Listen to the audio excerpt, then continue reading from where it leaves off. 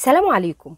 النهاردة هننشر أعداد وأسماء اللي تم ترحيلهم وإبعادهم عن مصر في شهر أغسطس 2025 لأنهم خطر على أمنها القومي، ودول بلغ عددهم 22 أجنبي ولاجئ، وهم 6 سودانيين و5 بنجلاديش و4 سوريين و2 من فلسطين و2 من جنسية أوزباكستان وواحد يمني وواحد فرنسي وواحد روسي. نبدأ بسودانيين. رقم 1 عبد الرحمن بدر الدين محمد. رقم 2 أبو القاسم عثمان محمد. 3 شادية الوسيلة بابكر النور. رقم 4 منير زكريا أحمد عبد الكريم. رقم 5 محمد حسن بري محمد.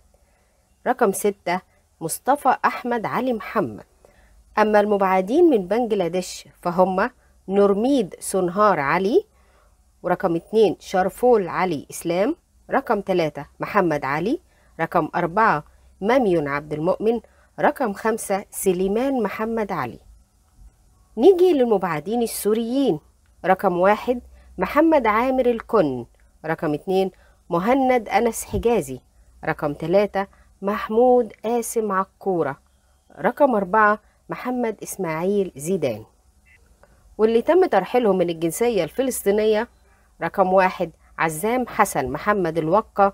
رقم 2 نجاة نافذ محمد حسن. أما اللي من أوزبكستان فهم خزيفة يونيسوف وعبد العزيز كوزيمي. أما المبعد اليمني فاسمه عبد الجليل حمود أحمد المدري، واسم المبعد الروسي إلدار كوريان.